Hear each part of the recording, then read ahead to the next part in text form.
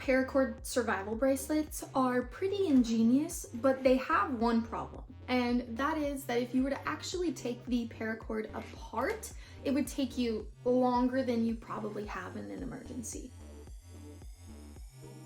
So today I'm going to be showing you how to make a paracord bracelet with just one string that also is rapid release, so you can take it apart quickly in the event of an emergency.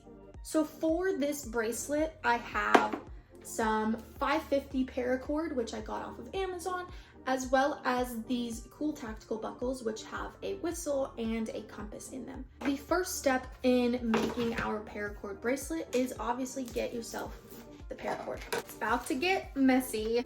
It depends on how big your wrist is, but you'll need anywhere from 7 feet of paracord to 7.5. So for me, I'm a little bit smaller, so about 7 feet is a good amount for my wrist. I'm going to measure that out. For me, my arm is about 28 inches. So if I do 3 arm lengths, that should get me to 7 feet pretty quickly.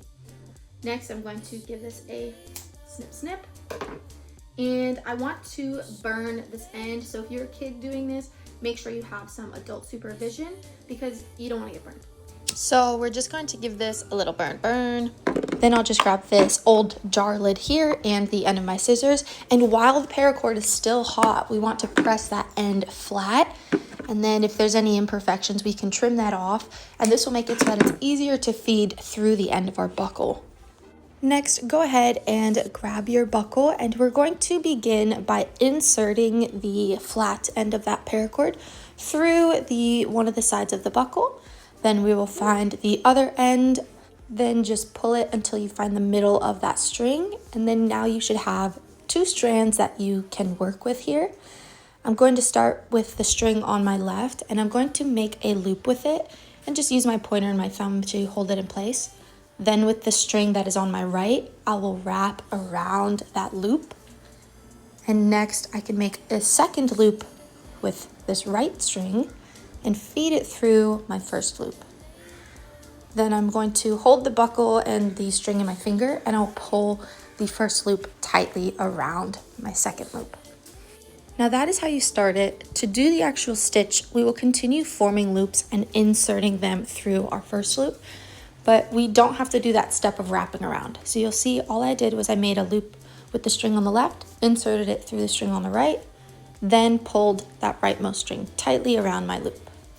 Next, I'll make a loop with the string on the right, insert it through the loop on the left, pull that first loop tightly. And you can kind of straighten it out, tighten, even things out so that it looks as clean as possible. But it's essentially just that process of alternating loops on each side and pulling them tightly around one another. And we will do this until we are left with about 2 to 3 inches left of string. We want to leave enough for us to be able to melt the ends and press them down, but it's essentially the same process of looping, and because these loops are fed within each other, that's what makes it so easy to pull apart in the end, because nothing is actually fixed except for the ends, which are going to be placed on the buckle, which are keeping the whole thing from falling apart in the first place. Now to finish this bracelet, we want to make sure that we feed those ends through the other side of the buckle. So to do that, I have my last loop and I am inserting the string directly through the loop and then through the buckle. Then I'm going over the buckle and back through that loop. And then with the other side of the string, I'm just directly inserting that through the buckle. Then I'll also feed this one through that last loop here and pull it out on the other side and just kind of tighten everything up as best I can. And then we're going to burn these ends to the bracelet so that way, again, it doesn't fall apart. And after burning the ends, here's what they look like. To release, you would untuck this end here with like the butt of a knife, and then pull the strings apart from each other, and that's how you'll have access to that 7-foot of paracord. So thanks so much for watching. I hope you all enjoyed this video. Keep blooming, and I will see you in the next one. Bye.